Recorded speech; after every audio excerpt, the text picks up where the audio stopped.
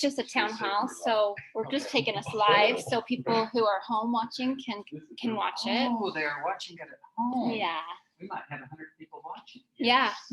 I'm hoping for it. Never happened. I'm not scheduled. It's just a town hall. Okay, there you go. We are live.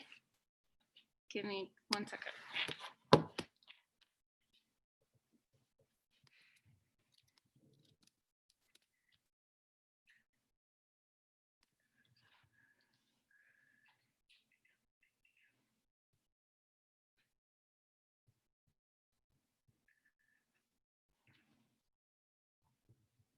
I think she's gonna come up here.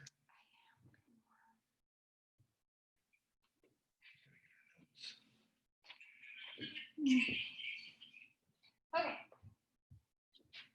Okay, You're live? we are live. Okay. Oh, is this on? Can you hear me? Nope. Can you hear me? Is that stuff connected?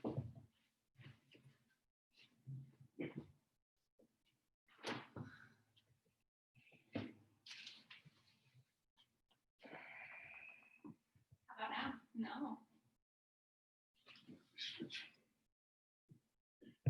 We're not gonna use that. That one's live. This one works. I'll just carry this one over. I can't. Try it again. Oh. Now they're both live. Okay. All right. We're gonna welcome everybody to our town hall meeting.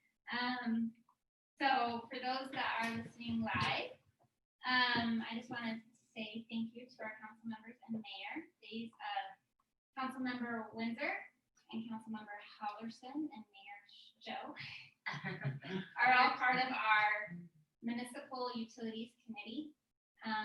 And they're the ones who will take any of this direction that we get here tonight and discuss it and see if we want to go forward with an option for the city like fiber or Utopia, or if we feel that, just based off the feedback that we get, what they would like to do there. So I want to thank them for coming. We also have two members of our community. We have Scott Phillips and Zach Haugen. I almost had it. Haugen. These members are going to give you a moment to just kind of introduce yourself. They have shown interest in high-speed internet options for our city, so I'll let you guys just go ahead and take a moment to introduce yourself. We have one more citizen who will be coming shortly. They're just a little bit late, so we'll let them introduce them. So Scott, you want to go first? Sure. Yep, I'll go first. So my name is Scott Phillips. Thanks, Haley. And you have to get really close to that mic. Sorry. Really close. Okay. Definitely. Thank you. I've been in South Weaver for 4 years. Came from Cache Valley. Had a job opportunity down here doing information technology IT work in Salt Lake, and searched all around. That hour-and-a-half drive was getting pretty terrible from Cache Valley, and we found a little pocket that felt just like home, and been happy to be here for 4 years. I do networking and pretty much anything IT related for Associated Foods. So especially recently with all this COVID change and working from home, definitely access and more ability to high-speed internet has been something that I've thought a lot about. So appreciate the opportunity to be here tonight and discuss. Thanks, Scott. Thanks, Scott. I'm Zach Haugen. Can you hear me? Yeah. Okay. So I'm Zach Haugen. I live over on 8100 South. We moved here about 8 years ago.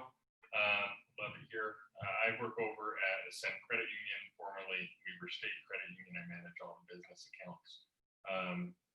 I come from Farmington originally, and one of the pain points after moving here has been both the TV and the internet scene, Comcast and CenturyLink, and then lack of broadcast television. It's the first time I ever paid for TV when I moved to South Weaver, so I was not able to get a signal in my house.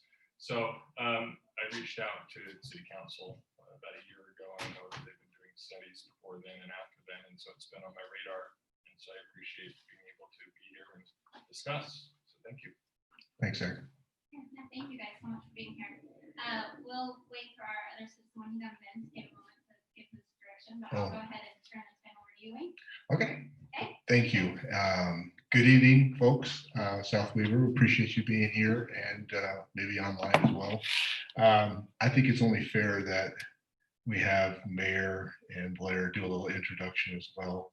and then we'll kind of set the moment a little bit, and then we'll kind of get into the discussion. So Blair, why don't you go and lead us out? Give us a little background about you. Little background on me.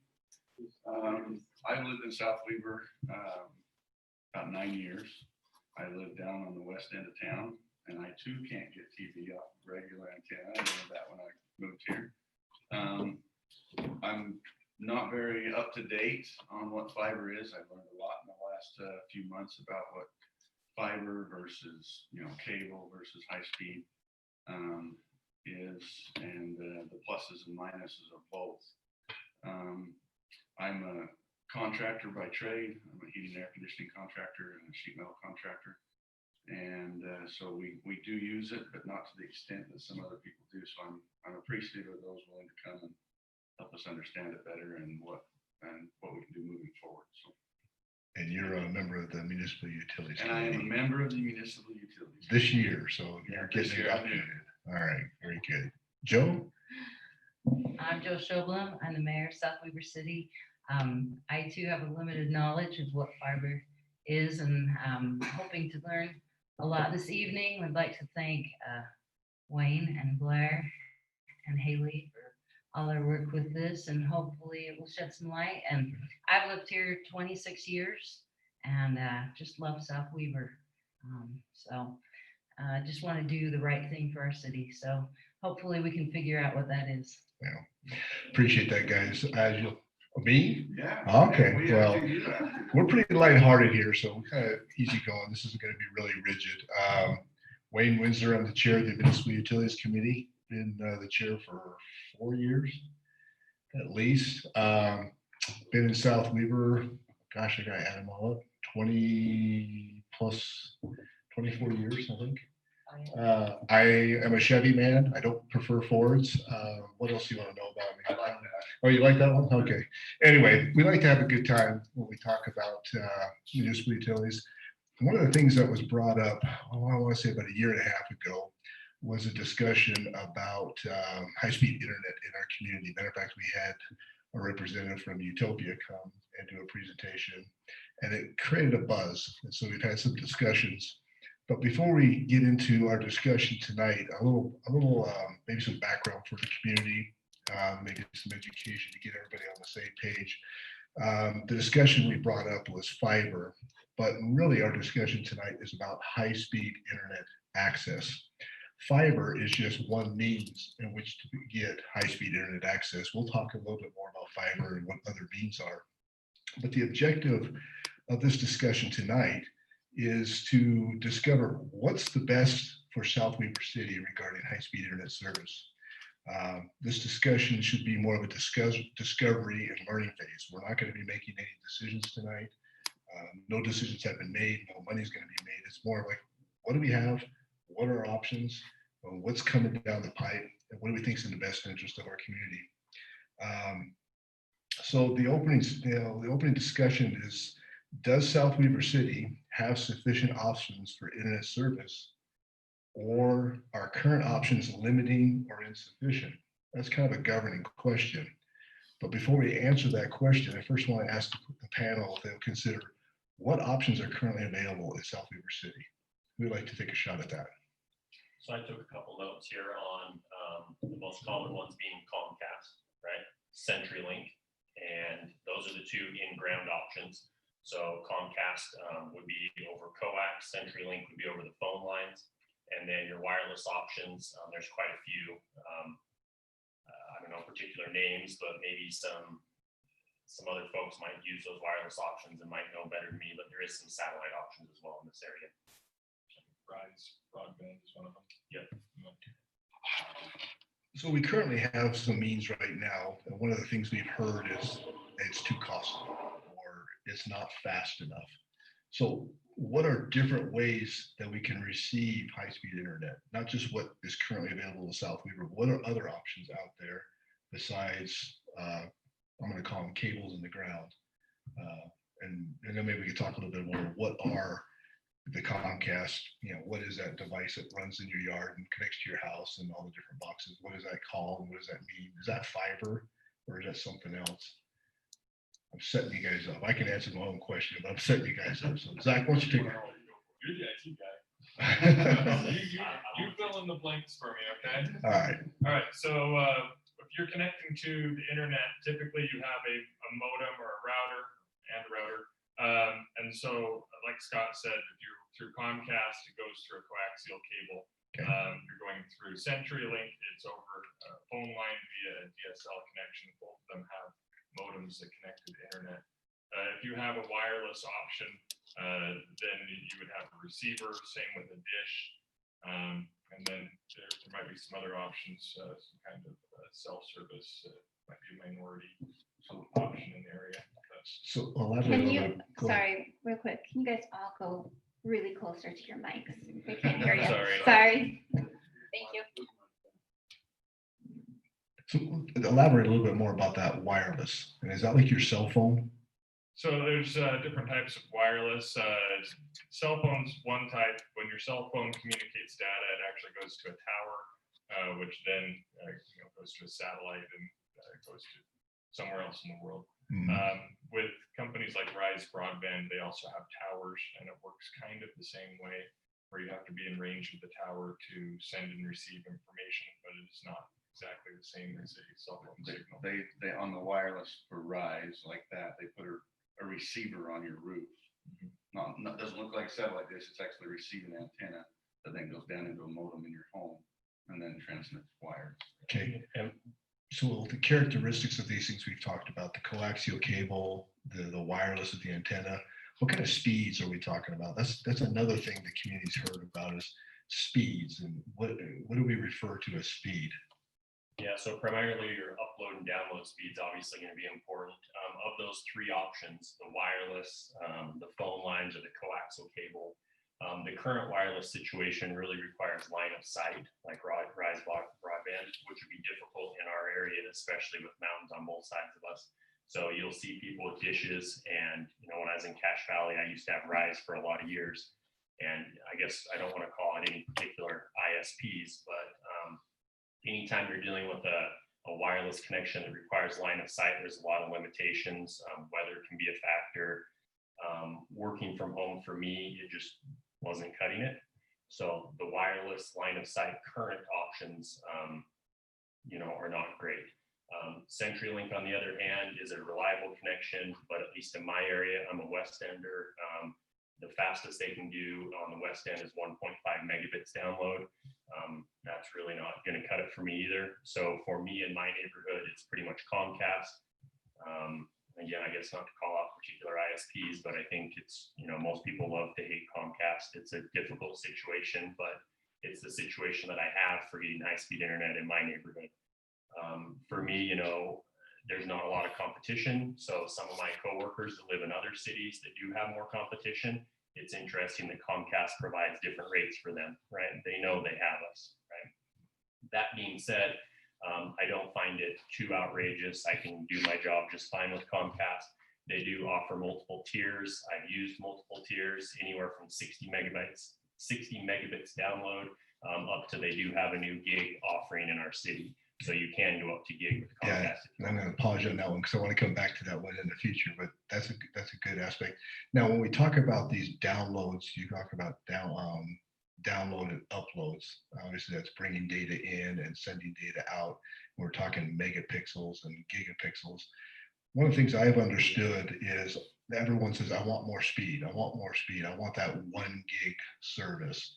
However, what I've learned is the service can provide up to 1 gig, but really it's your device that limits how fast the communication can happen. So if your device is only good for maybe 450 megapixels, like an Xbox or a gaming device, having a 1 gig service is not going to make it work any faster than what that device is capable of communicating.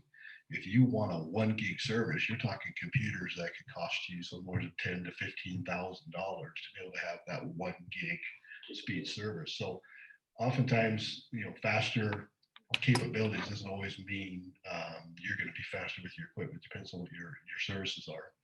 So we talked about coaxial cables, and I think Comcast on average is a 50 up, 25 down, or 50 down, 25 up megapixels, but they have other options that I want to get into a little bit later. We talked about the CenturyLinks and some of their speeds. What are some of the other options that are out there? We talked about fiber. Utopia is a common name that people hear out there, is a fiber option. What does that mean? Explain to the group what a fiber option would be in this community. What would have to happen? Keep money aside of it for right now, but physically, what would have to happen in the community for a Utopia type service to come to our house? Yeah, I can answer that. And one thing, just to elaborate on your bandwidth comment, saying Yes, you sir. have a 1 gigabit speed or gigabit speed. It's also not just your one device, your one computer. We have 6 people in our household, and we have a 275 megabit connection. And with games and people watching YouTube and Netflix, every so often it gets bogged down just due to the number of people. So it's a cumulative. Yes, Okay. and so, like I said, I have 275 megabits a second, and Scott was saying that CenturyLink offers up to 1.5. It's a little bit of a difference.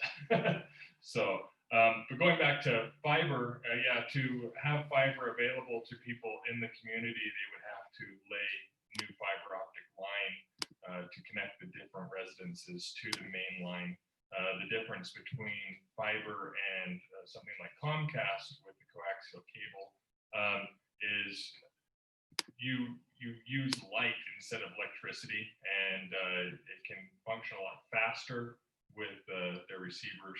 And also with Comcast and with cable internet, the more users you have on a single line, the more the speed degrades. And stop, correct me if I'm wrong here, but with fiber, that's not as much of an option, or not much of a consequence of more people on the same.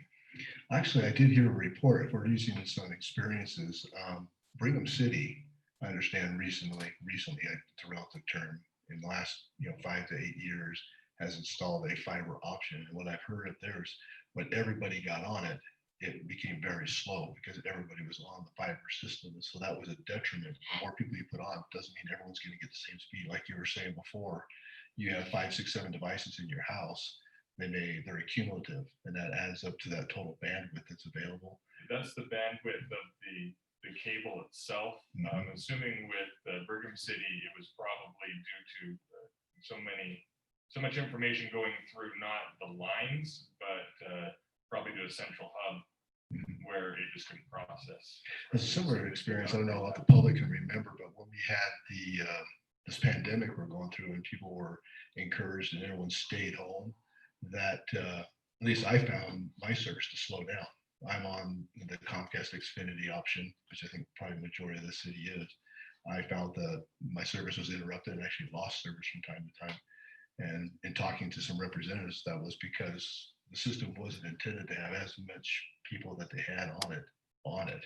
And that was some of the drawbacks that they had in that case. So, all right, so we talked about coaxial, we talked about wireless, CenturyLink, we talked about a Utopia or a fiber. Now, Utopia is not the only person who can do fiber. They are a company that they can come and they can install fiber.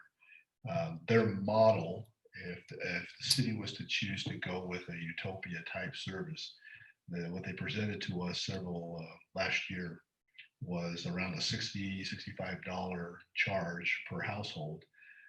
But they would need 45% of the community to sign up, or the city would have to flip the bill for the difference between whatever the city signed up to 45%. There would be an obligation. Around half that cost, and I'm summarizing here, it was like $35 of that 65 was to go to the capital expenditures to bring the fiber in. The other 30 was for the internet service provider. But once that capital expenditure was paid off, your bill didn't change. You still were paying that money. That capital investment would then go to others, part of the business, as part of the original infrastructure. So that was one of the things about Utopia, was it was never going to be less than what the initial cost was. Plus there's added costs depending upon what services you want on top of the internet service provider. Another option that was brought to the Municipal Utilities Committee was the city can build its own fiber network. And that means we would become our own utility service provider. We would build a fiber network in the community, but to do that, it was in the tune of $12+ million in order to install the infrastructure. Now, the cost to the citizen would be much less, compared to a Utopia cost, what the numbers are, we didn't get that far into the math. But the issue was you got a 30-year bond. And so you've installed the technology today. Is that technology going to be as viable 30 years from now where you're still paying for it? That was the other option if we wanted to bring in a competitor to the current options that we have right now. So those are some discussion points. I don't know if you had anything more you want to add to those or any sides to that, but Well, so you talked about doing the Utopia option. For anyone who wants to go back and listen to that meeting, I thought it was really good. It was the March 26th meeting last year where they talked all about, they actually had a representative from Utopia come here, right, and explain that. And I took a bunch of notes from that meeting and, you know, just, I don't know if now's a good time to talk about kind of my opinion a little bit. go for it. So when the idea of fiber was first brought up before March 26th, I was the first to email the entire council and mayor, and I said, oh my goodness, sign me up for this, please. I need fiber. You know, this is something I've been wanting forever in our city. And then I listened to that March 26th meeting and I started doing some notes on this and a couple of things that you brought up. 40% needs to be the take rate. Anything less than that, the city's responsible for. Aside from that, it is still a 25-year bond. Okay, so we'd be on the hook until 2047 to pay that off. So I started doing the math at 40%, that ends up being 7.5 million was my guess. So 840 homes.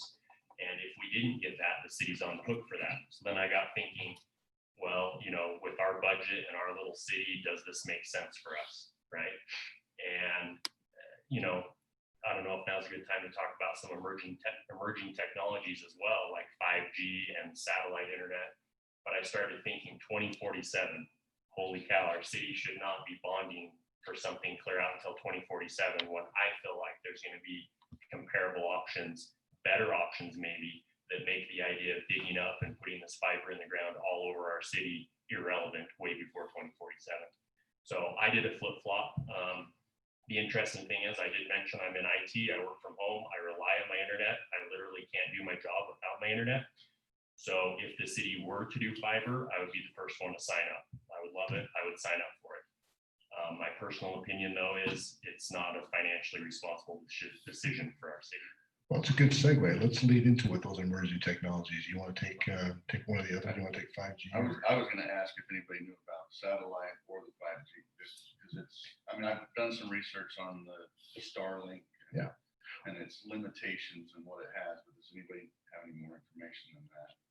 I've got some information on Starlink, but I'll give our guest panelists if they have some discussion points on some of the emerging technologies, take one. Let's run with it, and then we'll just add on to the others. I want to bring Xfinity into that because they have some emerging technology as well that's actually in South Weaver as we speak. So, Scott, why don't you just go ahead with that segue? Yeah. Take one. Yeah, so a couple of the options I started looking at is 5G, which is, you know, just an extension on your LTE on your cell phone. For me with Comcast, they offer a whole bunch of different tiers, and I am what I would call a power user. Like I said, I'm on the VPN all day and the kids are on Netflix and whatever. And I've actually throttled down, maybe because I'm cheap, but I only get a 60 megabit download, 5 megabit upload from my house. That seems to work for me. When I compare that with the current 4G on my cell phone's actually faster than my home internet. And then I look at 5G coming out, and the big caveat there will be if these cell phone providers or any of these people that are offering 5G are going to allow you to use unlimited data or, you know, a terabyte or some massive amount of data. Because obviously right now the cell phone providers are limiting most people to 8 gigs, 16 gigs, which would be a couple movies at home. So as it currently stands, I think 5G could deliver the speed. The question is there incentive for the cell phone providers to open that up for home use and really have the bandwidth to push that much data? But the other one that's more interesting is, like you mentioned, Starlink. That's just one company of 3 that are really trying really hard to bring satellite internet across the globe. And, you know, everything's just, you know, more or less hearsay right now. They haven't delivered anything yet. It's proof of concept. But, you know, 2 weeks don't go by where I don't read an article of 80 more Starlink satellites being launched into, you know, low Earth orbit.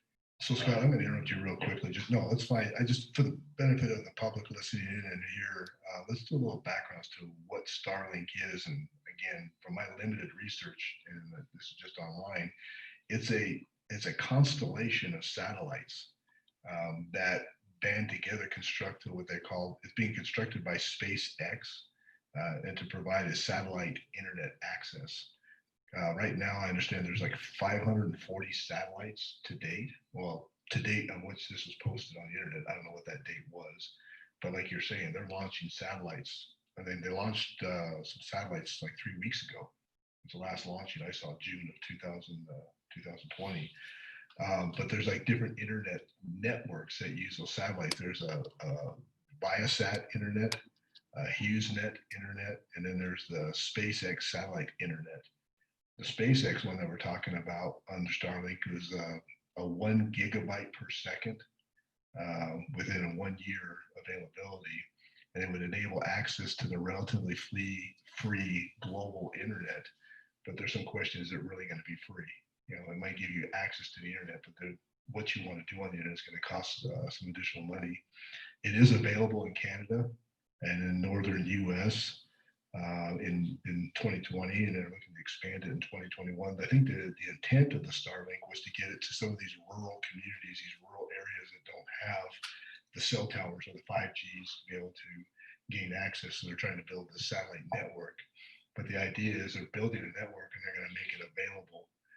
1 gig sounds impressive, but is it really going to be free? I don't know if you have any more information than that. Well, so a lot of it's a little bit hearsay, and Zach, please jump in. I don't know that you necessarily agree with me, which is fine too. The whole fiber thing. So I'm looking towards the satellite hopefully saving us. The HughesNet you brought up, that's been around forever. The difference between SpaceX and what like HughesNet's doing is really the low Earth orbit versus the satellites that are way up there.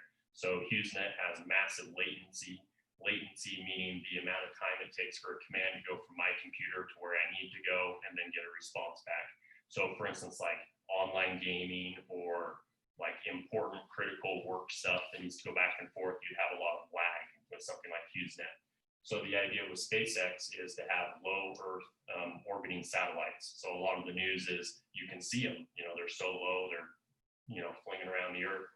And the idea is to put a big UFO looking dish on your house and get internet through those, you know, kind of like a GPS in a way, the way your GPS works. It just connects to 3 and triangulates where you are and tells you where you are, right? Same idea with SpaceX. But again, you know, I don't think anyone can promise anything with SpaceX yet. It's just the idea of I'm looking at the date of 2047 and looking at SpaceX already delivering this year to some people, you know, if nothing else, you know, I would recommend we at least drag our feet a little bit and see how this works in the next year or two, rather than signing bonds. But that's just my opinion.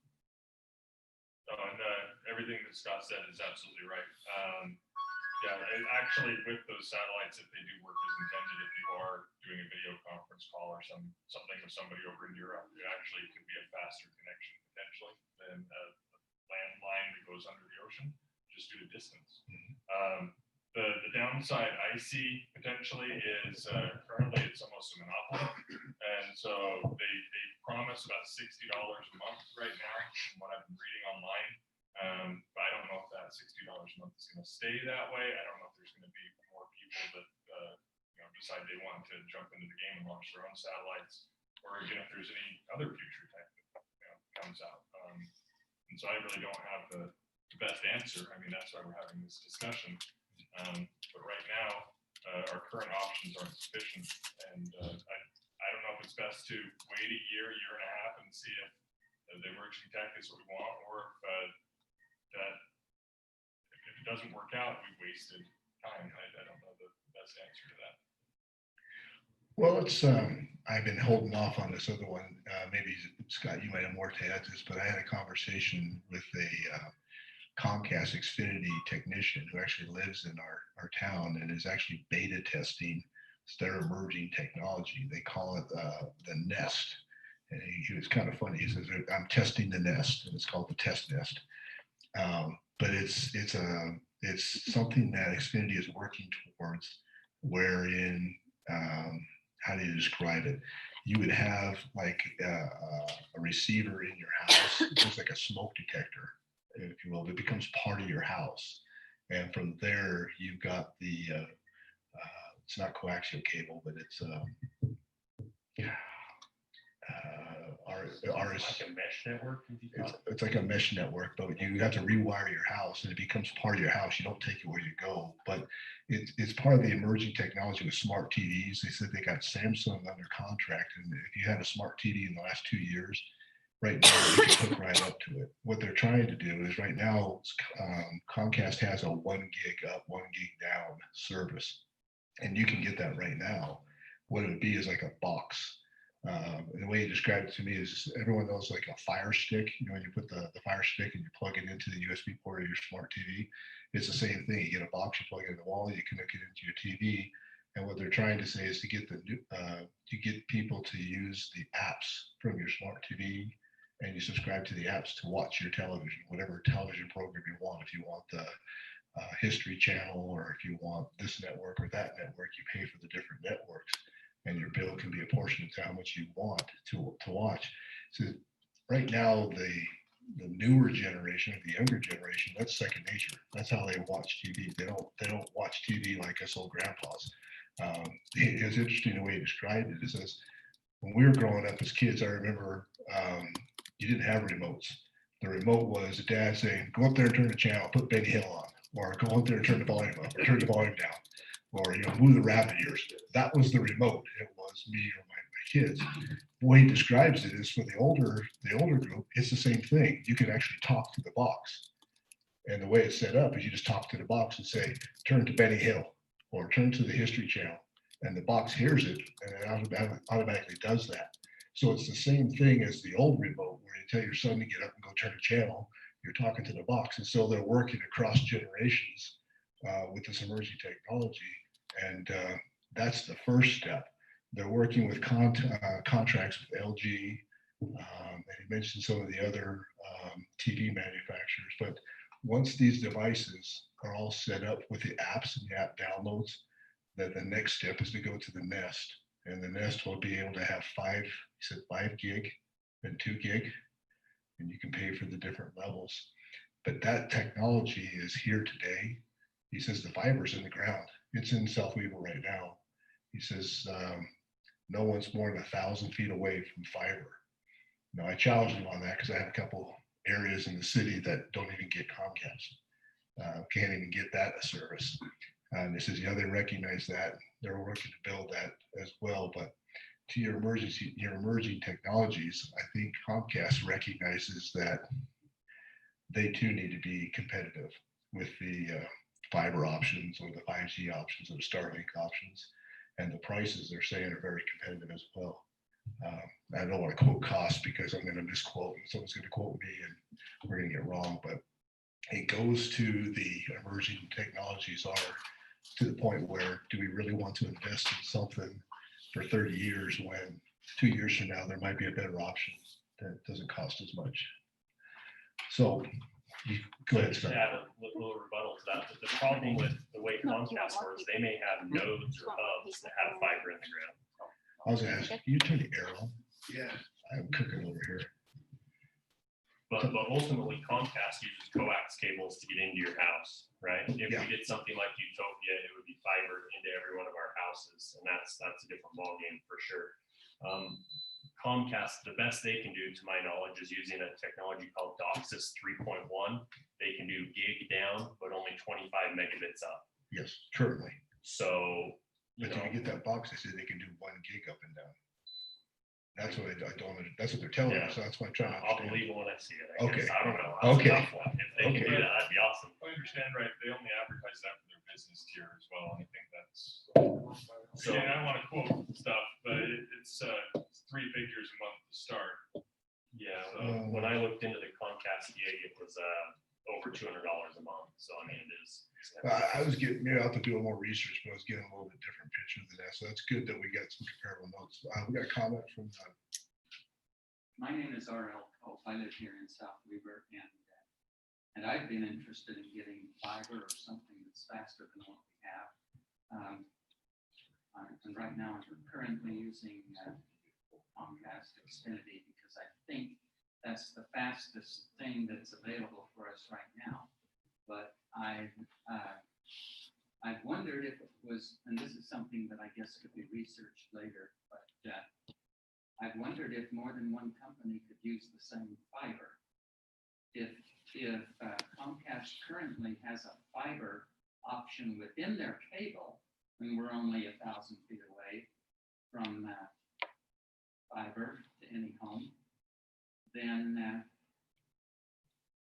by having one fiber cable in the ground now, and if everybody could use the same fiber, maybe Utopia could use a fiber, and Comcast could use a fiber, and AT&T could use the same fiber, then we wouldn't have to be digging up the streets.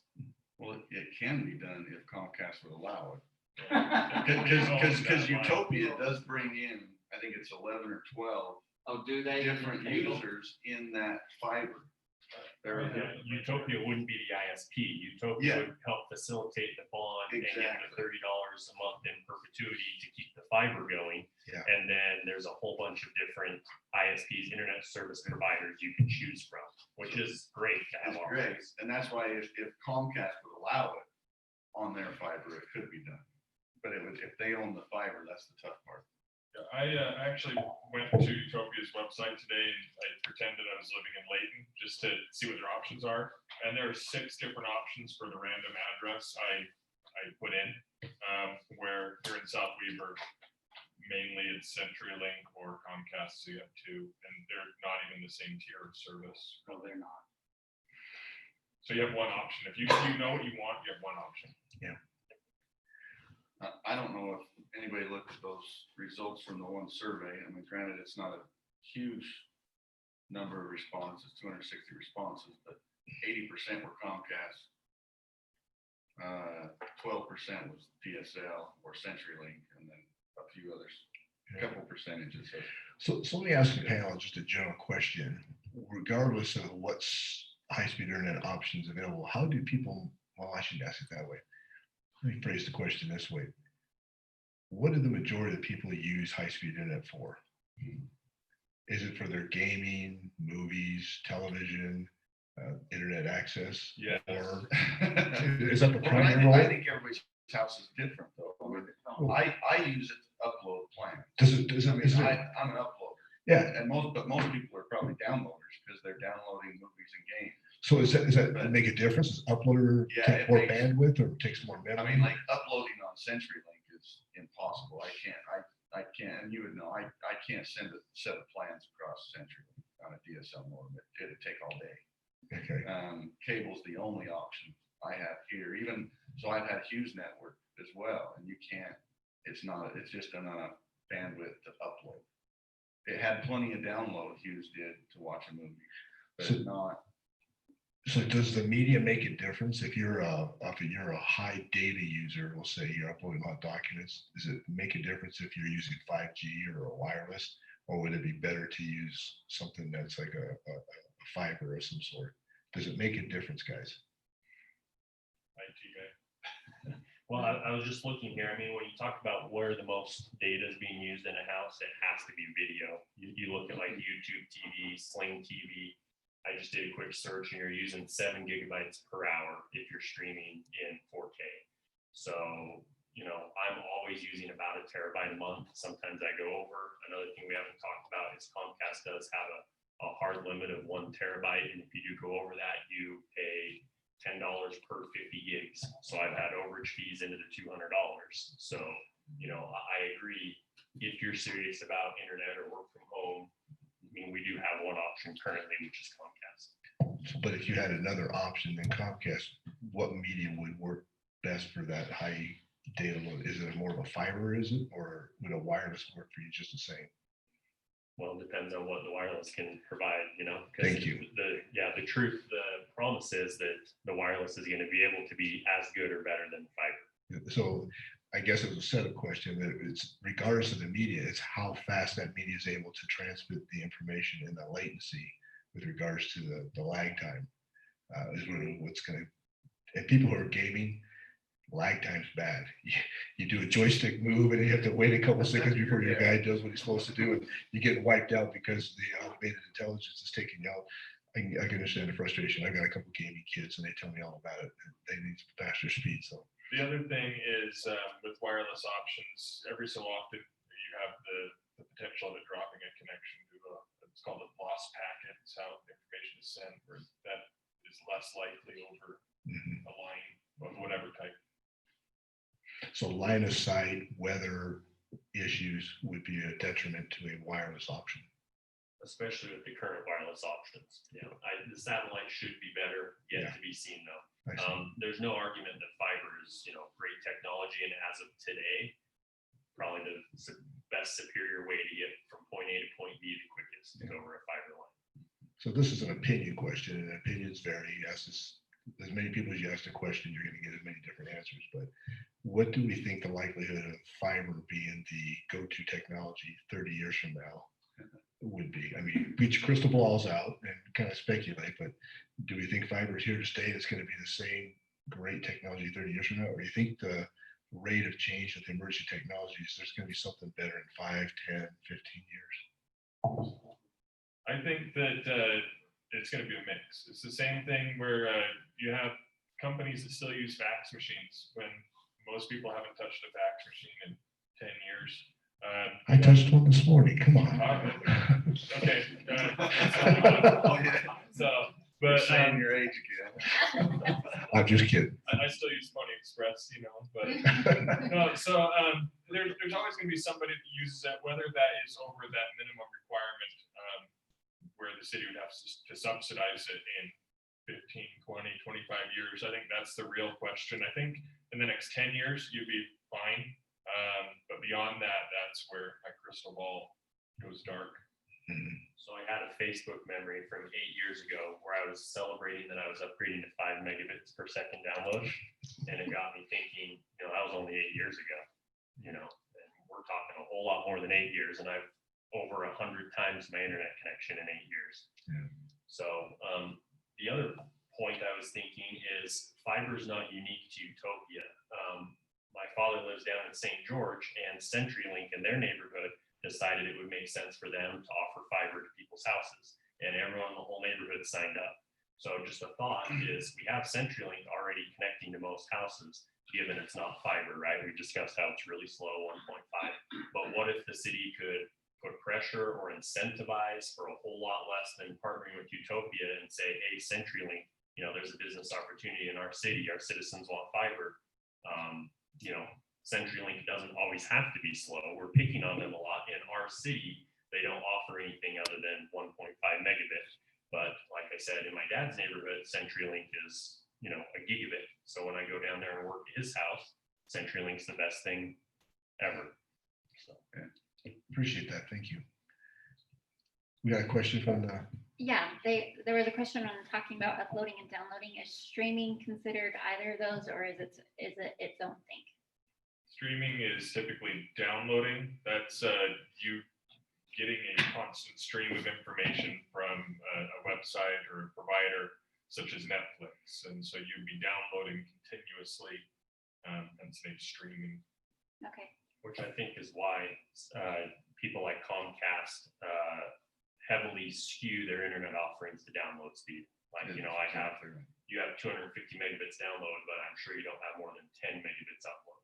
That's just the way it is. Whereas generally the fiber options have so much open bandwidth, they're able to do, I forget the term, but synchronous, the same upload and download. So gig up, gig down. Thank you. any other questions? Okay. All right, let me ask you a very poignant question then of the panel. How important is it to the citizens of South Weaver for the city to move forward and or put skin in the game? What I mean by put skin in the game is invest.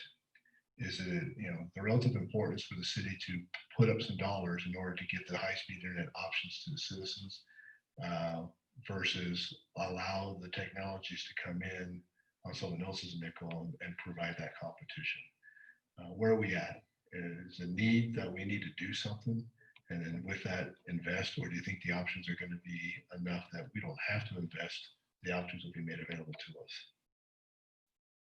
I think that we're seeing the glimpses of the future with working from home.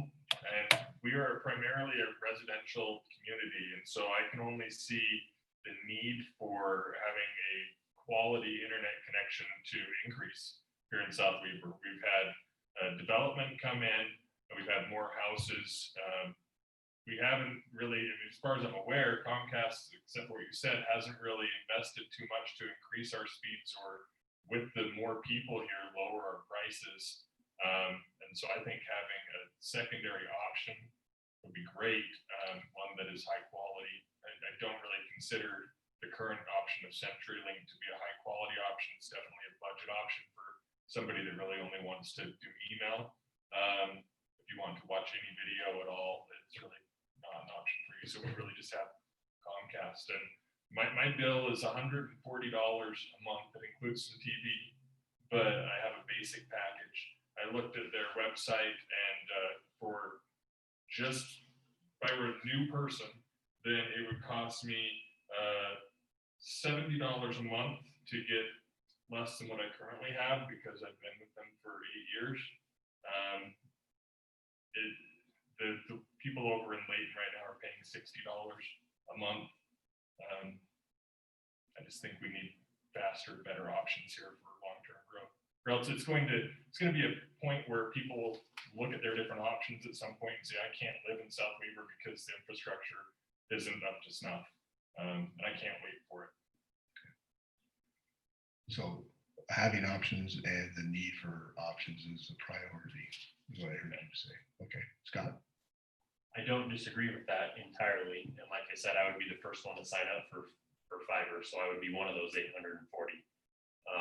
But just kind of what I've already said is, you know, I've listened to enough council meetings to know that $7.5 million doesn't just blow around our city very easily. You know, if I was a Layton citizen and I'm seeing splash pads go up all over the place, and, you know, they've got a lot more citizen base, they've got a lot more tax base coming in, obviously, I'd be pushing a lot harder to get fiber in that city. For our city, I just don't know that it makes sense for us. But part of the reason I've come to that conclusion is my hope and understanding, and right now it's just a hope, is within a couple of years, there's going to be some emerging technologies. So this is one of those things, you know, I guess I reserve the right to flip-flop in another 2 years, because maybe it all falls apart, and then I'll be the first one to send an email back to everyone and say, you know, look, guys, we need to be looking at fiber again, because, you know, I don't disagree that having one option in our city where we're held hostage with pricing, you know, it's difficult. You know, I pay more for my same package than my friends, my coworkers in Layton, simply because they have other options, and Comcast fills that, and so they offer different pricing. So we are, you know, I guess stuck a little bit with one option at the moment. But that being said, I would prefer to live in South Weber than somewhere else and have a different option. So Trade-offs. there are trade-offs, and I've been working from home since March 15th with the VPN connected 24/7. I'm kind of working day and night when stuff, you know, breaks and goes awry, and, you know, I don't have a lot of bad things to say. I've been able to do my job. Pretty much everyone working from home in my company has been able to do so efficiently, and, you know, it's kind of our new normal for now. So I'm able to do my job with my current situation. Thank you. All right, Mayor, you give you an opportunity to Say chime that. in. Well, I just have a question. So commercial coming into the city is, some people are for it, some people aren't, but the bottom line is it does allow us to have a larger tax base. And so do any of you know if businesses, if it's more enticing to them, if it would be a deal breaker or whatever, to have the high-speed internet, to have the fiber, would we be more likely to entice businesses to come here if it's not really affect them? Does anyone know that? I guess it kind of depends on what business we're looking to get. You know, if we were looking for like a tech campus with, you know, like a Vivint or someone trying to bring in some, you know, IT support help, phone call type the center, then I would assume it would be a huge boon to have something like a fiber option. I just don't know or haven't heard of those type of opportunities. Something like, I can speak to grocery stores. Working in the grocery industry, we have grocery stores in the middle of Montana and Idaho, and we can sell groceries just fine over a 1 megabit line, like what we have CenturyLink here. So yeah, it's definitely better to have fiber. It'd probably even raise my home value to have fiber, but I don't know that it would be like, it wouldn't stop us from putting a grocery store in, I can tell you that. And like I said, I manage the business department over at my credit union. And I come from a business background. My father owned an auto repair shop in Farmington. I grew up all around business my entire life. And the way I see it is the better technology you have available for companies, I feel like, I guess you call it a cleaner company will come in, like you're saying, tech company. If you don't have the higher tech options, then you'll attract businesses that maybe are more boots on the ground type thing. And so it depends on what type of businesses and industry you want here. And I don't have a good answer for that. But whatever we want to attract, I think having the options is the biggest thing. I'm very much for a free market and setting prices that way. And I really do not like our current situation. That's also a concern I have with these Starlink satellites. Like I mentioned before, currently it's one company, and it may be enticing now, but once they've got everybody on board, I don't know if the pricing is going to stay the same. That's exactly what Comcast did with all of the residents here. I know I signed up for $60 a month when I first moved here, and now it is, I have it written down here, it's like 140 or more. Yeah, 144.78. So it's gone up from $60 to $145 in 8 years, and so that's my main concern there. What's your thoughts, Blair? Well, I mean, I don't like our current system. To backtrack just a little bit to answer the mayor's question, I mean, I think it does entice business if we want the business. A small company like mine, a little construction company, I mean, if we don't have a minimum of cable, I mean, our phone systems don't even work. I mean, you can't run a voice over IP phone system without at least cable. And even that starts to get bogged down. I mean, we currently run off of fiber at my office, and it changed all sorts of different things, how we dispatch people, everything. But having said that, my biggest dilemma is do you spend the city's dollars for part of our population? That's the biggest dilemma I have. And every week, every day, we get emails saying, let's stay a small town city, let's stay this, let's stay that, quit spending money, stop building, stop doing all these things. And then in the same breath, we get, hey, let's go bond for until 2047. And so that's my biggest dilemma is, do you go spend the public's money for a portion of your public?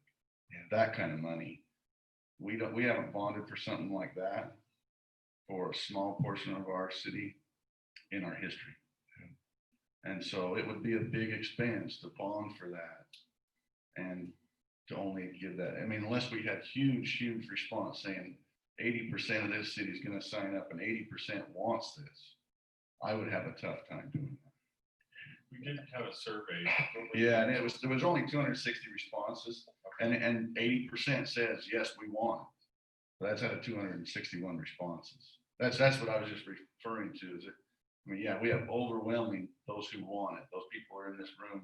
All of us up here. I would sign up in a minute for it. But do I want to burden the city with that debt and take that chance? It may come out to the positive eventually. But what I'm also hearing is there might be some intermediate options that we might pursue before having to face that decision. Those might be, like was suggested, reach out to a CenturyLink and see if there's any incentives for them to convert to a fiber versus their coaxial, or maybe have Comcast come in and explain what is their emerging technology and what does that options, does that bring the cost down but the speeds go up, and I did a terrible job trying to explain that, so I want to cover my bases on that, but maybe there might be some other options available before we have to face that 80 or not. But yeah, it's a difficult decision to have to spend that kind of money. I got a finger point going. There's just a question that came in, or a comment rather, about how Morgan was able to pay off their bond very quickly because of a high buy-in for their fiber.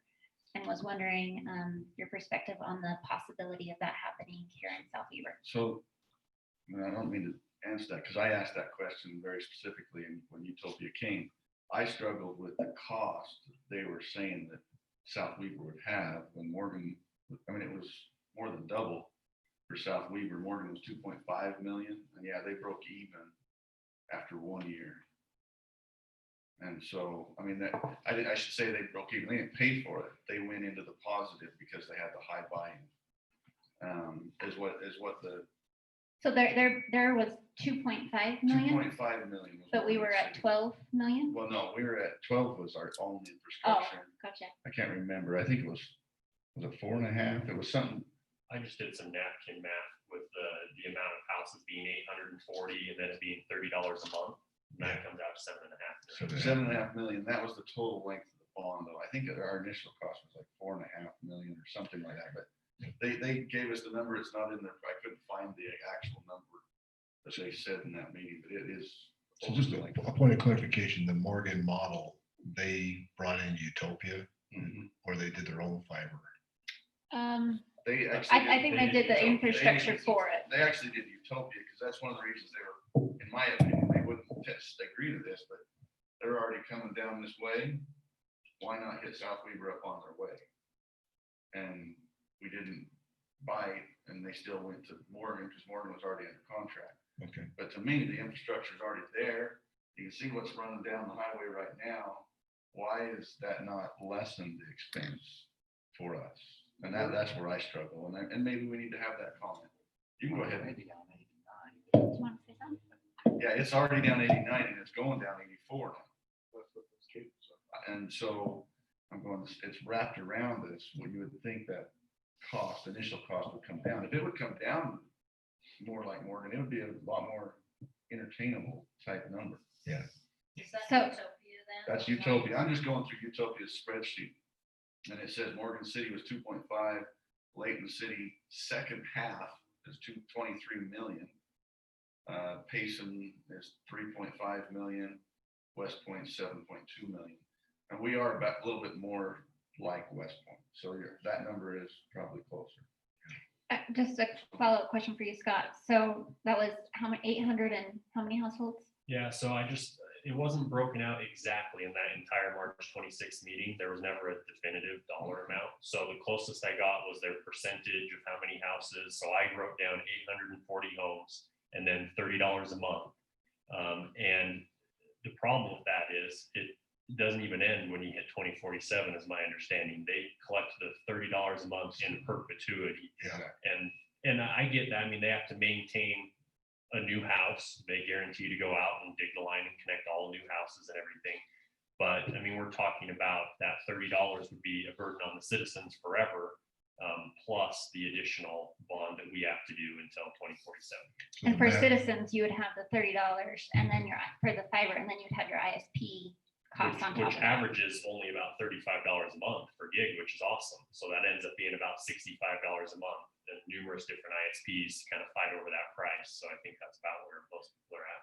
Just to take his math one step back, they said we need a 40% take, 40% of around 2,000 homes is around the 800 number he came up with. And then $30 a month for that 800. Do the math. So what would happen if we got 60% of homes? So that's like 1,300 homes. Does that change the cost to the citizen or to the city? No, it just takes the city off the hook. If you fall below 40, the city has to pay the difference to get it to 40, and that's their capital. That's their model to be able to pay off their capital in a certain time frame. If you got more of the city involved, you pay off the capital faster. But what Scott and everybody was saying is that doesn't change your bill. And once the capital is paid off, if you pay the bond back faster, you're still paying that $30 a month to Utopia, plus your $35 for the internet service provider, plus any channels and or specifics you want on top of that. That's still going forward. The only thing is after that capital is paid off, the city's off the hook. Right, so if we could say, get 80% of people to sign up and get that 7.5 million paid off in 10 years, then we would be sitting pretty good. But, you know, when you start looking 25 years, that's when I'm certain there's gonna be something better than fiber in the ground. Yeah. Yeah. So it's a gamble But of our money. the argument for the positive of the pro is, okay, yeah, so it's $30 in perpetuity, 35 for the ISP plus whatever channels. That's still cheaper than what the current option is. And that's the argument is what are people having to pay today versus what they want to be able to pay? And then where does the city come in? How does the city, should the city be brokering that deal or should it be something different? And that's the bigger question. Well, or the that's the bigger tough debate. thing is, you know, is the city supposed to, you know, help me get internet for a reduced rate in my house? Is that the role of the city? I don't know. Yeah. That's a debate. I think if it was a financially viable option, why isn't CenturyLink doing it? Why isn't Utopia doing it? Why do they need us to put in skin? Yeah, I mean, if it made sense for someone else to do it, I feel like they should be. they would do it. Good questions. Other people must be nervous too. CenturyLink's looking at these same numbers going, you know, how many houses do we want to put fiber in? You know, what's our ROI on this? How fast can we pay off all this fiber in the ground? Go ahead, Arlo. Yes. I would like to know, did the city help pay for laying that Comcast cable? No, No, they just If put it right away in the Comcast bill. paid it, then I would think Utopia could pay it. I would agree. That's what I'm saying is, I mean, they're the ones making the money as a business.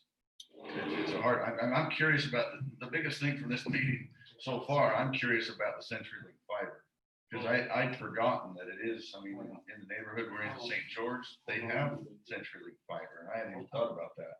Why is CenturyLink not doing that? Because to me, there's a huge group of people that would be interested. and maybe that's something the committee can take back based upon this town hall discussion. Maybe we can find a contact at CenturyLink and have that dialogue and see what the options are and then report back to the community. Hey, we looked into it and here's where we're at. Mine wants to go back to a previous thing, but I think we've already hammered it up, but I have to ask you, Scott, so I don't know which neighborhood you're living in down there, but it's a new neighborhood, correct? So did CenturyLink just run a standard line in the ground? Yeah, CenturyLink in Canyon Meadows, at least my neighborhood, they ran phone lines to the boxes in front of all of our houses, and then Comcast stubbed in their coax cable to Okay. our house. So, and I actually bumped into multiple CenturyLink guys when we're building our house, and I'm like, come on, brand new neighborhood, you guys are gonna put fiber in, right? The answer was no, and I think they're looking at the same math, going, we aren't gonna break even, and they're not in the business of losing money. And if they have to get 50% or whatever that number is to cover the cost, that's a big number. go ahead, there's a question. Yeah, it goes back a little bit, but when we were talking about Brigham City and bringing up that the more people that got on it kind of slowed things down. And I think it was you, Zach, that mentioned that it has to do with the bandwidth of the cable. How do we know that we're getting a good quality cable? The same thing wouldn't happen to South Weaver, or would in 5 years, people who are putting in fiber later seeing that other cities have a better cable than what our city has. Does that make sense? A better fiber cable versus. From what I understand, it's not necessarily the cable itself, but the hub where everything goes to. And Scott can correct me if I'm wrong with this because he's definitely the expert in the IT field. But it's light. That's what the fiber internet is. And so unless you have a really poor quality cable that refracts a lot of the light, then it's not the cable that's going to cause the latency issues. It's going to be where everything's collected and dissected and then sent out. Is that right, Scott? Yeah, I mean, surely a company like Utopia is, planning how many people per hub and connection and all that would be figured out beforehand, I would assume. Thank you. Well, that was kind of the general dialogue that we kind of want to set the stage for the town hall. So now we're going to put it as an open forum. If there's questions for the panelists, if there's something we touched on that you felt was wrong or We left Got a one thing. gap or something. I know how Comcast paid for their cable to do it all on their own. I'm paying $145 a month compared to 60 plus, maybe Sling, so another 30 or 45 bucks. That was in a place where there is fiber. So they're making $45 a month off me, which is almost $500 a year. That's for one household. I won't tell you what they're making off me. Yeah. Neither will I. I won't admit it. I have some thinking to do when I get home. Questions from the room? Come on up, sir. Hi, my name is Abraham Cololi. I live in 1984 Cedar Ridge Drive. Thank you So- for being here. Thank you. This is fascinating, actually. I wanted to just come in and listen. Professionally, I'm in my specialties, network and telecom, and I'm there for 30 plus years. Personally speaking, since mid-March, I've been working from home. Xfinity is what I use, 200 megabit downlink, 5 up. For the most part, it's all 5 up.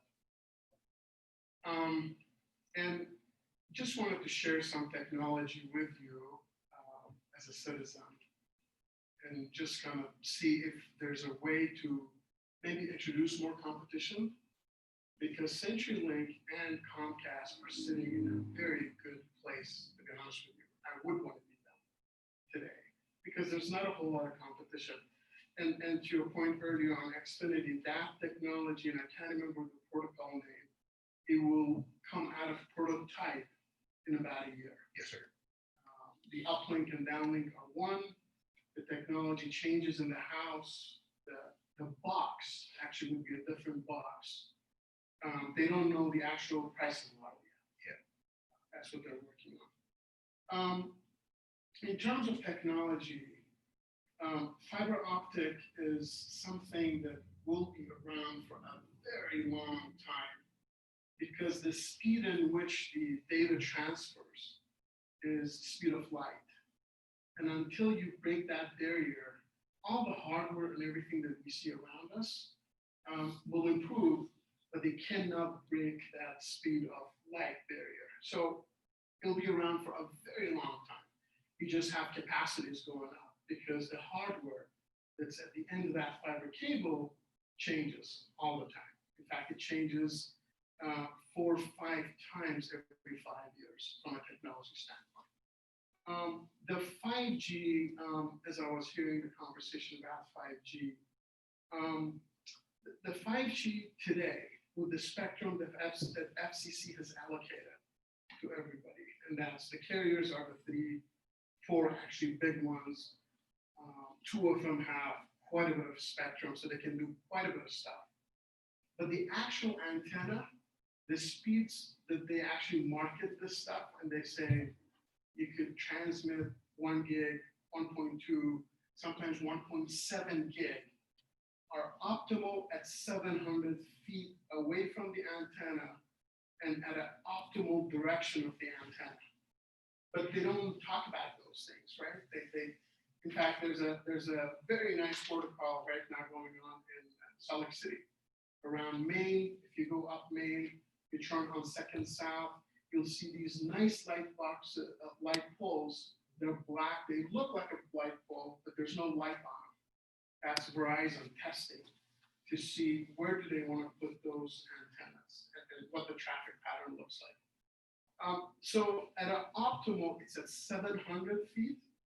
And once you go between 700 feet and it's less than a quarter mile, that speed drops dramatically, gets down to what we call today a 4G, an optimized 4G. In fact, for those of us that have AT&T, on top left corner, sometimes you see 5GE. It's called Enhanced 5G, and they got into trouble with FCC. They took that out. It was there a few months ago. It's a 4G with a little bit of a modification just to lure customers in that it's 5G, but it's a very limited deployment in Utah. For us in South Weaver, city, it would be a huge investment to bring in 5G and be able to optimize it at 700 feet. It would be a huge investment. The big four would not do that because they can't recoup the money. CapEx example that you spoke about earlier. It takes a huge amount of CapEx to put something like that. And underground, they need that fiber optic because the 5G backhaul is actually fiber. It is not a spectrum frequency. It's all fiber. So I just wanted to, as a citizen, see if there's an opportunity, two things. One is look at another competition, to bring in another competition. And I agree with the gentleman that mentioned, why can't they fork out a little bit more money? I think we should push them. Utopia. Utopia has an interesting, for those of you who've been in this business, interesting history in Utah. But I think in last, I want to say somewhere between 5 and 7 years, they've tried to change some of the stuff through the state legislature, their approach to the city, not be so aggressive, try to make it win-win. And so one thing I would ask is to just kind of approach them and push them, because honestly, it's going on 89, 84, it's passing right in front of us. And then Layton side of things, it's right above us actually. That's where the fiber is. So I think we talked about $4 to $7 million expenditure. I think we should push them. That's a lot of money. But I'm a firm believer in competition. And I think we should, if we have an opportunity, if it's not a huge CapEx, we ought to take a look at it. I love this city, I'd like to retire here, but I can tell you that it's kind of interesting. 50, 60, 70, 80, 100 years ago, you would look at, water and electricity as the utility, right? I think the next generation is this thing called internet, whether it's fiber or something else. In my opinion, it will be a long way to get there, but should be treated just like a utility. The comment that was made about competition, Comcast not allowing anybody else use that fiber, there's actually regulatory laws around that. They are protected. They could say, no, you can't use the fiber. And they're protected by FCC. Not just the money that they put in, there's actually regulatory protection for them. So one last thought, fiber here is to stay. And wireless technology, and I've been in this business for a long time. As long as there are obstacles around us, and as long as the spectrum is in a safe environment where it can't hurt the body, we'll be using fiber for a very long time. Thank you. Thank you. Appreciate your comments. Thank you. Hey, do we have any other comments out there? There we go. Sure, you got another taker here. Glenn Godfrey, South Weaver resident of South Weaver Drive. Thank you. I'd like to address a little bit more about emerging technology and about the fiber stuff. I agree with what was just said, everything there. Also, I'm in IT. So just as everything's evolving, with the medium, those also is evolving too. Such as you talked about Wi-Fi. You all know when Wi-Fi first came out, we had that IEEE 802.11. They first came out version A, right? And it's a slower speed. Then version B, we know how to get new modems for B. Then N, got to get version N, and then AC. And all of those were just leaps and bounds better than the other one, but the same medium. Same thing holds true with fiber. Fiber, speed of light, they had it where you get light speed through it, and they found out, we can add different colors on that fiber strand, and we can have multiple things going on at the same time. We can change our algorithms and push more data through. And you'll find the same thing with fiber. You'll be getting more and more speeds through that fiber. So I agree with what was been said, that that'll be around for a very long time. I encourage the city to, like everybody says, we're disgruntled with the way we are now. There's no competition. So what we can let other competitors know that we're interested and come give us bids, and let all the other competitors know that we're interested too, and they're gonna be competing, I think that will help drive the cost, or at least Comcast will say, well, maybe if you give something to us, we'll keep the cost lower instead of making it so we're paying another $140 a month or something, you know, so I think the city can do that for its residents and treat it like utility and help everybody out that's using the internet. Thank you. Appreciate that. Can I ask then, how do we ensure, if you don't mind me asking, if there's different revisions of fiber cable, and we're bonding for 25 years, that gives me another thing to worry about. Can we make sure we get, you know, the best, but then it'll be different in 10 years? I wonder, that's a question for Utopia really is, you know, 10 years from now, is there going to be a better fiber? Will they promise to replace it? Because we're giving them $30 a month for the best fiber, you know, do we give a new run of fiber? Is it one and done, or do you keep upgrades? Right, and I think that was addressed with the question that was asked before, you know, with the cable, do we get a better cable or anything else? No, that's mediums there, so that's just glass fiber strands, that will always remain the same. What changes is the hubs and things that you're connecting into, the electronics in that, the algorithms you're using that. Your hubs, you will always be perpetually changing as technology changes. So it's like, sorry, I'm just a dumb process engineer, but I deal with water and pipelines. So, you know, the pipeline doesn't change, but the liquid inside that pipeline might change in regards to how Right, quickly or you the get- meter that you're monitoring it might Yeah, change. or you get a bigger pump over here to pump the water through a little bit faster. Right. So fiber's the same thing. Fiber's just the medium which you're trying to transfer. You call it algorithms or the ones in the servers, right? Right. Okay. Thanks. Hannah, you're smiling over there. You got another comment for us? We got quite a discussion going on here, but I'll try and, can we go through the numbers again? If we bought for ourselves, so the 12 million that we do the infrastructure, what would that look like for residents as far as cost? And would that be a tax increase in order to pay for that? It would become a utility at that point in time that the city's providing. And Yeah. that's when it really does become a utility. I was gonna talk about that a little bit, but that's when it would become, well, it would be a fee we would have to add for a bond, just like we have currently. Yeah, the way we talked about it was everybody, if we were to bond, and again, don't quote me on this because this was 10,000 foot, you know, level, was it would be about $12.5 million to provide the infrastructure for the city. It would require every participant, like a utility, to participate in that, even if they didn't take or use the subscription, they might get a basic, you know, 50 meg or 50 meg, what do you call it, megabytes up and down, you know, for the basic cost. And that base cost could be, I think the numbers were talking like $5, $2 to $5 a month. But the core cost, if you wanted the higher speed, would be around $30, $32, $33. It was very comparable. In addition, you would have to pay for the internet service providers. The internet service providers will come. You put the network in the ground, they will come. They will want to be a part of that. You have to connect into the system, but then the user, the homeowner, in addition to what they're paying the city to pay back the bond, would have to pay the cost for the internet service provider, the channels or whatever on top of it. So they could have a monthly bill around $60 if they're going to use it. But the key is, because it's a city utility, we would require every resident to pay into it.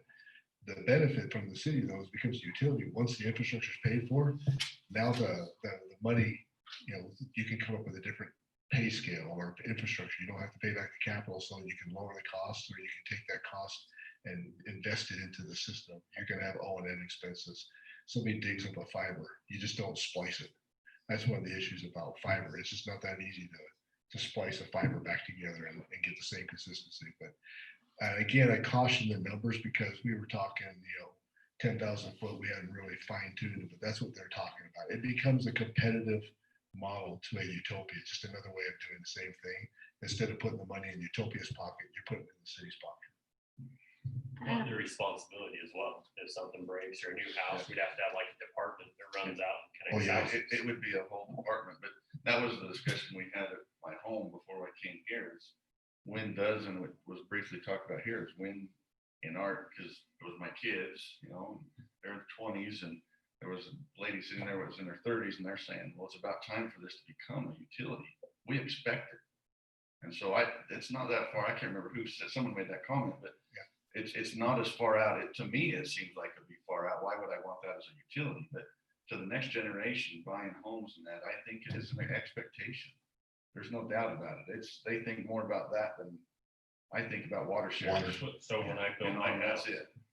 when I built my house, I couldn't move in until the internet was connected. The water wasn't going yet, but we could move in for a couple days when the internet was there. See, It's like there's a work. difference. So- There's a difference between this end and that end. Well, maybe Wayne too, but That's why I'm separated here. yeah, it's a little bit. But Yeah, that is definitely, it's kind of an interesting long-term discussion of when does that become part of your city infrastructure? Mhm. On top of that, I mean, again, we don't know what the future holds, but if the city did own it, it could be a revenue stream. Oh, without a doubt, yeah. So Yeah, There is also a comment that in Layton, for them, they would allow you to buy or lease the line. They were thinking it was about $1,000 if they remember right, and then they would pay the city fee of like $30 to $40 a month for Utopia. Did we discuss that option when they came and talked to you? I don't recall having that discussion, but it seems my mind's just going forward with that comment. If we could lease the fiber, that's just a quick way to pay off the bond and, lower the cost for the citizens. And again, like you say, it becomes what was the word you used, Zach? A fight, it's a revenue stream. a revenue stream. Do we know how, oh, sorry. I just wonder what the take rate would be if you said it is $1,000 buy-in, because I'm still buying in that case, right? So if we could pay it off faster, get a certain percentage that's willing to be serious about wanting high-speed fiber internet, and then, those that maybe don't want to buy in have some different tier, but some way to get us 20% of people that rely on internet, and I would pay the $1,000 connection fee. If that helps buy it down another. You could always have, I guess it's kind of a fear of missing out model where you say the first 400 households get this buy-in rate, and if you're not the first 400, it's going to be an extra $100 if you want to buy in on it. And I think that would get a lot of people to sign up. But again, you're dealing with a demographic, and take a step back and you look at South Weber City, there is a demographic in, I don't use the word age, but in genres, if you will. You've got those who are born in the 1990s and having children, and you've got those who are much older, older than myself. Don't look at me. Don't. My point being is those from the boomers and maybe older than the boomers are not really, it's not that important to them. Yet, like you made the comment earlier, the younger generation, it's very important. And as we work more and more from home, it's going to become even that more important to have that, even for the resale of the home. So it comes full circle to the question is, do we wait for the emerging technologies to get that competition? Do we entice the competition, or do we bite the bullet and say, let's invest because there's a model out there that says it might be to the benefit of the city. That's what the next steps are going to have to be, is if we are to put in our own network, can it be made to be a profit and not a sinkhole where we're putting more money into it? But again, as you made the comment earlier, $7.5, $12.5 million for 8,000 residents, that's a hefty price to have to burden for 25 years. But I think it'd be paid off quicker with the buy-ins, and like you say, you lease it out to Utopia. Maybe Utopia wants to come in here and be part of our network. Well, now we can charge them instead of us paying for them. Another thing, if we, I know we have more businesses moving into town, and if we had some kind of fiber infrastructure, it could entice more businesses, and that could be something we could have them help pay for, an enhanced rate compared to a residential household. The businesses definitely should pay it. I mean, They would use it more, they'd use the infrastructure more than an average house. Like an impact fee. Like kind of like, yeah. well, but I mean, even with Comcast, we pay a whole lot higher for even the fiber I'm paying at work. It's a lot higher rate than what you pay as a resident by far. Any other questions, Andy? Just a question out of curiosity, if we know how many cities have their own infrastructure for fiber and what their costs of maintenance and things like that is, and if it's possible to find that information. I think it's possible. I don't have that. Yeah. That's a good question. We'd have to do some research and look into that, see what the different models are. I think there were a couple that were talked about, but I can't remember who they were. And then how can we how can we find out how much of a buy-in we would have or how many interested people we would have? Is there another survey we could do, a quick yes or no question? What are some options that we have for that to get a good idea of how many people would be interested in fiber? TG could go door to door. Started. You just walk in. No, I mean, I think we definitely have to find out what would be more, but again, I go back to the results of even our current survey we just had, we had 500 turned in out of how many citizens, and that wouldn't be enough for me to say that's still. Yeah, that's under the When you're gonna go 700. spend that kind of money, Yeah. So, I mean, our last survey was just on this, was 261 people. And some of them obviously have been from the same household. So I'm just saying, it would have to be a pretty big number, but yeah, we'd have to find out for sure somehow. But anything else? Just one person had one more option of an internet service provider. It's Connext, CONNEXT. It's $30 a month. There's no contract or equipment fees. And gives pretty great service, but it is a line of sight. So depending on where you're at, it might work really well or maybe not. So it's a wireless service? Yes, Like Rise broadband, probably. Okay, just to throw it out there. very good discussion, a lot of information. I got some things to think about with regards to our next steps. Is there anything that we had talked about or questions that are still on your minds that would be good to bring up now? Now that we got you at the desk, if you will, the podium, the dais, I hate that word. I do have one more question that came in. How often does fiber go down? How often are there problems with it? Do either of you guys have an answer for that? Don't want to pick on other companies, but like these line of sight ones, I mean, way more reliable than that, right? So it's going to be more comparable with like a Comcast for uptime. It's going to be a hard line, which is always going to be preferable. So on the basic level. Well, I've got 12 and a half miles of fiber with my work, and it's our own fiber. It's been in the ground since 2004. Haven't had any issues with it. The only time I see fiber going down is when it's Dug up. been dug up and broken. Otherwise, fiber does not go down. That is, to me, one of the most important parts about fiber if you're using it for work. I mean, it does not, it's the most reliable for sure. Any final thoughts? We could pull our fourth panelist up here and embarrass him and have him regurgitate everything, but You can't embarrass the shameless. TG was another one of our panelists, but he got delayed, and so we like to recognize him. He's here, and he did spend some time investing, researching in the information. But I think we got you covered. So I think it'd be a good option for the city. I do agree that we should put some pressure on Utopia, especially if they've got fiber on 3 sides of us, maybe 4 if we look at Riverdale. I'm not sure. There's definitely an incentive where we could say, why not? We could go to Comcast as well and say we're speaking with Utopia and see if there's anything they'd be willing to do. I do think that it would be used over the next few decades. And I don't think it'd be a technology where we invested in it, it would be obsolete in 5 years. It's not the case with it. We've had, when you look at other communication channels, telephones were created over 100 years ago. There's still people that have landlines. I mean, you use cell phones now, but up until don't look at me when you talk about landlines. I use a landline at work, but up until like 10 or 15 years ago, it was still almost exclusively landlines with communication.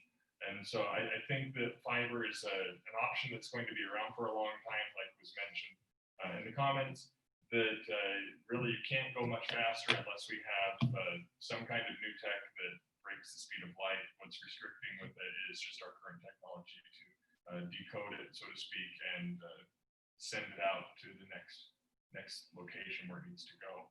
And so I think having the infrastructure in the ground with the cable would be good because it's its own cap. Everything else that would need to be upgraded is at the ends or at a repeater station type of thing. And so that's less expensive overall than relaying new fiber, which is not going to be needed unless something terrible were to happen to break it. So I think it'd be it'd be a very good investment to do. I do think we need to be smart with the initial upfront cost, but I think it's something that should be done, and sooner rather than later. On that note, there's another question, just to be a little bit more clear about what it would be like for citizens who do not use it. Do they still need to pay the monthly fee? And is that dependent on if we do our own infrastructure or if they do it for us? I'll take that one. If we do our own infrastructure as a city, we would have to come up with a rate schedule. That But- everybody would pay for it. But I think there would have to be, everybody would have to participate because it becomes a city utility or city system. Now, obviously, if they're not going to use it, their rate would be much, much, much less than those who are going to take full advantage of it. But if somebody else is bringing it in, the Utopia model requires at least 40% of the community to get in. And so, no, not everybody would have to. If you didn't want to get in and you're not part of that 40%, you don't have to pay anything. But the city's on the hook if you don't get that 40%, in which case, how does the city recoup that cost? It's going to come out of the general fund. So indirectly, they would be paying for it if we didn't get the 40%. So it depends upon the model that they're talking about, but yeah, I don't know if there's more to that. No, that's just my quick summary too, is when we say the city's on the hook, that means I'm on the hook. That's my money, that's my tax dollars, right? So as it currently sits, I can't justify 7.5 million. I know how much that is for our city, but I do like the discussion of maybe a big connection fee and seeing how many people can buy down that cost, or enticing CenturyLink or Utopia and saying we really need to cut this number down. You know, if we could cut it in half, then we can really be talking. But to me, that just seems like too much money. I think we all can agree that the current options are inadequate. So we need something, whether it be fiber or other emerging tech to step in. Okay, I think you might have touched on this, but I might have missed it. So with businesses, would they be at a different rate schedule than residential homes? That would be the first consideration. But again, when you go into whatever media that you're going to invest in, that's one of the first questions you'd have to ask is what's their rate? What's their service? The same thing about water meters. You got a 3/4 inch meter, you got a 1.5 inch meter. The bigger the meter, the higher the cost for that service. The same thing, if a business is going to use a higher data or higher usage, they should have a higher rate. So yeah, I guess it's proportionate to what your use is.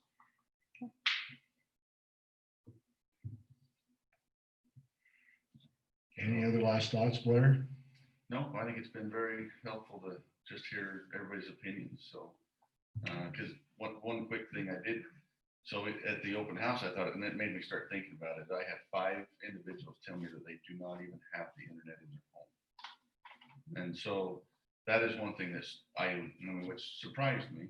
I mean, my mother's 80 years old. She has the internet. She downloads movies, the whole thing.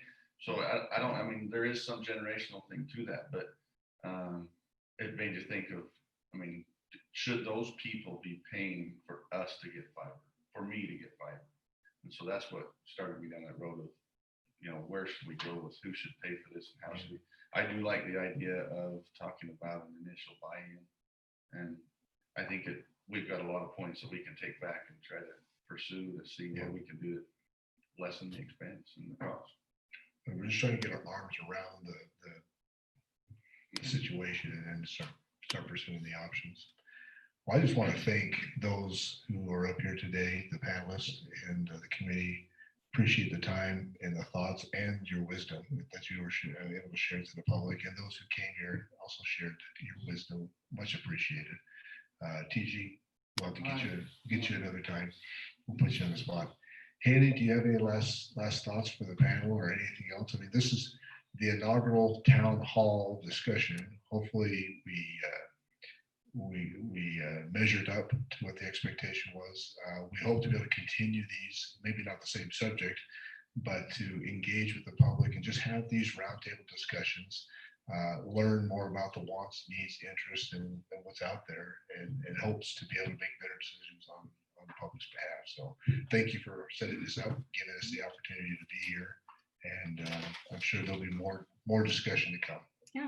Yeah, I would just like to thank your panelists so much as well for donating your time tonight and your experience and your expertise. I really appreciate it. And our wonderful council members and mayor and all the great suggestions. You know, I just feel like the more heads we put together, the better decisions we're able to make. And we think of different ideas that we might not have come to us. So I just appreciate taking that time, and to the public for coming out and being a part of it as well. So we had great discussion going on online as well. So it's been a great evening. I would call it a success. And I think this is something that a lot of people can look back on and review, you know, and understand better what our options are. So I just appreciate everybody. Thank you so much for taking us on, Lee.